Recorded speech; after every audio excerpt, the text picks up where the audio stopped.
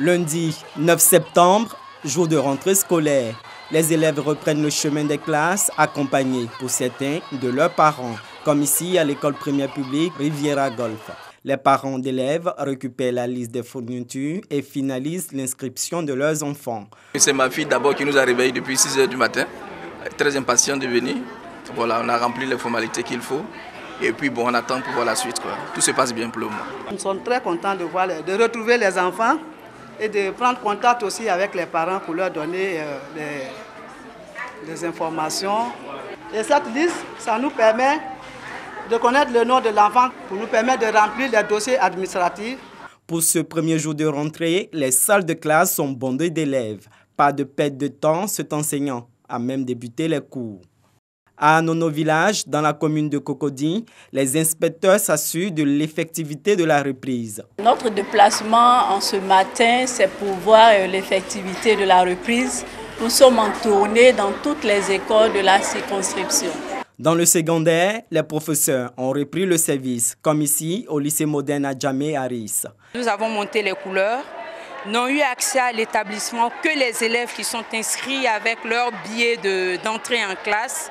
Et donc, depuis ce moment, les professeurs ont pris contact avec les élèves pour leur donner le nécessaire qu'ils doivent envoyer pour commencer le travail. Nous attendons un effectif total de 2400 élèves pour cette rentrée scolaire. En 6e, autour de 400 élèves et pour les classes de seconde, autour de 380 élèves. Même constat au lycée moderne Djedji Amondi Pierre. Dans cette classe de terminale, il y a cours de français.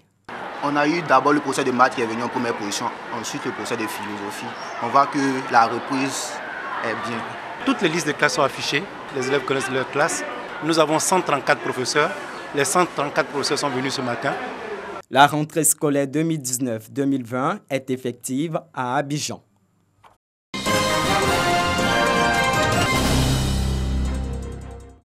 Année scolaire 2018-2019, que de péripéties. Plusieurs arrêts marqués du fait des grèves intempestives, avec toutefois des résultats relativement satisfaisants au plan national. 41,23% de taux d'admis au bac, 57,43% pour le BEPC et 84,48% pour le CEP. À Gagnoua, les enseignants ont décidé de savourer cette réussite après une année de dur labeur.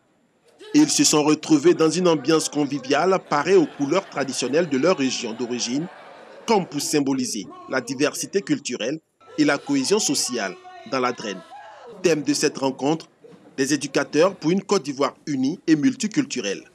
La cérémonie a été l'occasion de renforcer les liens de fraternité pour un corps enseignant uni et efficace. Nous nous sommes retrouvés acteurs de notre système dans la région pour passer un temps avec nos collaborateurs qui sont doués de grands talents.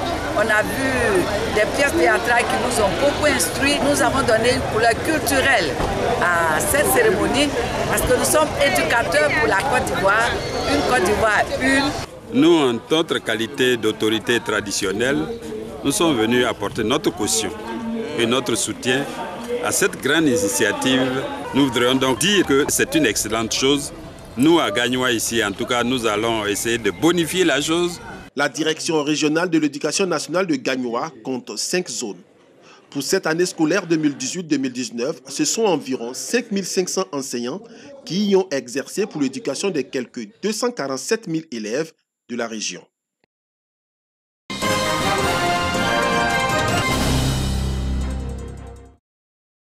Formées à entreprendre à 0 francs, les femmes de Port-Bouët ont reçu leur diplôme qui atteste de leurs connaissances en gestion financière et élaboration des plans d'affaires. Une formation donnée par la Fédération ivoirienne des PME. Nous savons l'impact de cette grande caravane de 100 000 francs sur l'économie nationale de notre pays, sur les emplois, la création d'emplois. Nous avons décidé, de vous informer. Il y a beaucoup de choses qui existent pour les femmes, beaucoup de choses pour vos financements. Vous n'êtes pas au courant, on doit vous informer. La deuxième des choses, on doit vous former. Et c'est ce que nous sommes en train de faire en ce moment. En attendant le financement et l'appui dédié aux femmes, une opération de parrainage par les particuliers a été lancée pour leur autonomisation. Pour l'heure, Côte d'Ivoire On Business, un moteur de recherche, a été mis au service des femmes entrepreneurs afin de faciliter la commercialisation de leurs produits.